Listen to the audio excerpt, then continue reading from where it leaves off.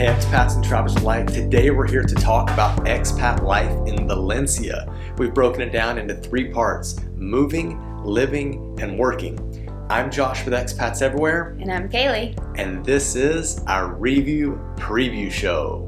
Josh and I are thrilled that Valencia won your vote with 44% as the city holds a special place in our hearts. Stay tuned to the end of the video to learn why. Also towards the end of the video, we highlight a short pros and cons list of Valencia that you won't want to miss. Let's get started with moving to Valencia. Valencia is the 3rd largest city in Spain and the 5th largest port in Europe. The city was founded by Roman soldiers in the 2nd century BC, and it means valor. The name was changed during the Muslim era, but changed back after the Reconquista period. You can see the culture in the city because of the many changes and influences throughout the time periods. I love it there, it's so charming.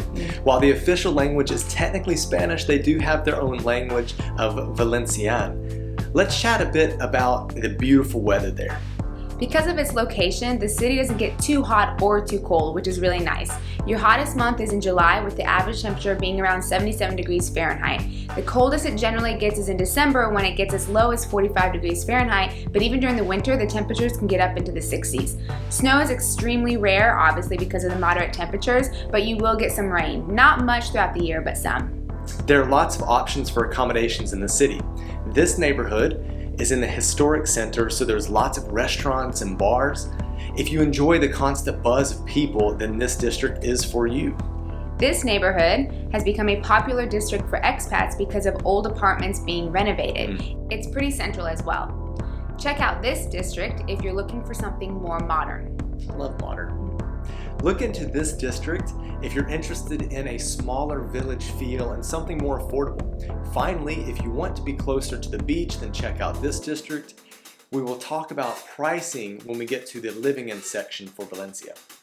There are temporary and permanent residency visas for Spain. Temporary for them means longer than 90 days, but less than 5 years. If you want to work in Valencia, you will need a work permit. We'll talk about that a little more when we get to working in Valencia. Yeah, stick with us, guys. Now let's talk about living in Valencia. It's not the biggest city, but that doesn't mean that it's not a great location for expats. It's right on the Mediterranean Sea in the east of Spain.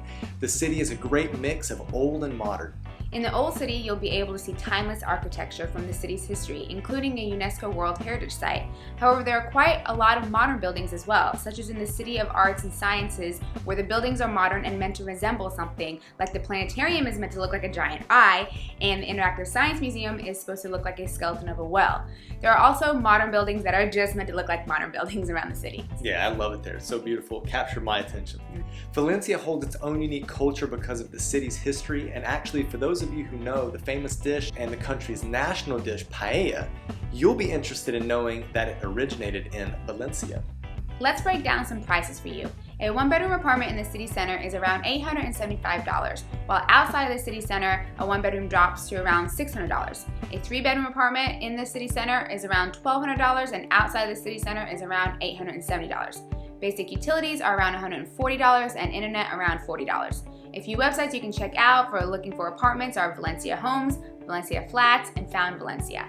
A meal at an inexpensive restaurant is around $10, and a 3-course meal for 2 at a mid-scale restaurant will cost you around $45. A beer is $2 to $3, and a coffee is around $2. Valencia isn't very big, but it does have a metro system along with buses and trams. The price of the ticket will depend on what zone you're going to, but expect to pay around $2 for a single journey. The city offers lots to do with restaurants, cafes, bars all around, and they have festivals and concerts, with Las Fallas being the biggest festival in March.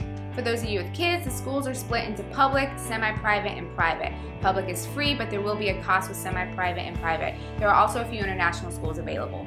Before we get to working in Valencia, we want to share a short pros and cons list about Valencia that we found from Globex's. You let us know what you think of their lists and if you agree with them. The first pro is the weather. They say that it's warm and mild, which we highlighted those temperatures earlier in this video. Now their first con is also the weather. They state because of the humidity and the rain. I guess it just depends on personal preference. Yeah. Pro number 2 is the food, and who wouldn't be happy with paella, and also it's near the port, so fresh seafood. Con number 2 is the culture. They specify that the local culture is great, but the international culture isn't, so it's hard to see international concerts and movies that aren't dubbed in Spanish.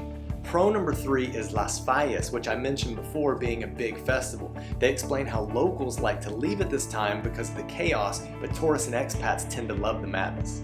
And speaking of madness, that brings us to their con number 3, which is March Madness, and they aren't talking about the basketball tournament. They're talking about how crazy the city gets with all the tourists, and maybe it's something that you'll want to do one year, and then the next year you just leave the craziness because it's too much for you. But you definitely want to experience it. But that's what the locals do, so that might be something that you want to do.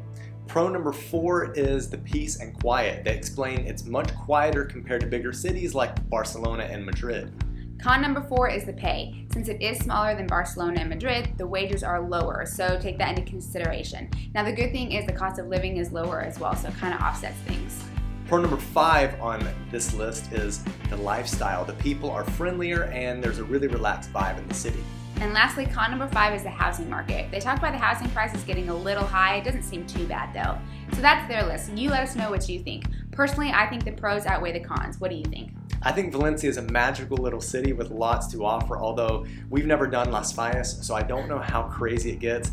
I don't like crowds. Now let's get to working in Valencia. We touched a little bit on visas earlier, but what about employment? Tourism is growing in the city, so there's always jobs that cater to tourists, such as leading tours and serving in restaurants. Construction is also something that is growing. There are a few big companies that have been drawn to this region, such as Ford Motor Company. So this opens up a variety of jobs, not just in the manufacturing industry, but also in sales, management, and more. Yeah, Valencia is a port city, so anything in the shipping and port industry will draw jobs. There are always jobs in education and hospitality as well. We do want to note that it's possibly best if you have a moderate level of Spanish to obtain a job there. It might not be a requirement to get hired, but it's always good to speak the local language as a boost to your resume. A few websites to job hunt on are Go Abroad, Think Spain, The Local, and Expat Jobs. Now, as we have commented on a few of our other review preview featured cities in Europe, if you're an EU citizen, then working in Valencia will be much easier. If you're not from the EU, then you will need a work visa. If you're hired by a company, they can help you with this, but it could get a little complicated and tricky if you try to go on it your own. So give yourself plenty of time if you want to do it by yourself, and be sure to talk to your company about taxes. Yeah, remember, if you haven't already, be sure to hit the subscribe button and the notification bell to stay up to date on what's happening in the world of expats everywhere. So on that note, let's quickly let you know what is happening in our world. Josh and I are living in Portugal and continue to share our experiences here. The biggest news going on is we started a Patreon page. We're getting a lot of people asking us how they can support us, and so we decided to get that going. We would love for you to check it out, and we'll put the description in the link below. In addition to our videos about Portugal, we are continuing to get you content from other expats. Our last review preview episode was about Utrecht, and we have an expat interview from Darla that will be coming your way soon. We also have an expat interview from Rachel in Rome. I did a video about moving your pet from the US to Europe and what that process is like, and Josh is going to do a video about how we sold our car on Facebook Marketplace. So be on the lookout for all this great content. We are now moving on to the letter W, so if you're a subscriber, be sure to head over to our community tab page to vote for the next city. Last chance, if you're not a sub, smash that button. Remember, we post these videos every other Thursday. That's all for this review preview show. We'll see you next time. See ya. Bye. This is our daughter, Valencia, named after the city in Spain.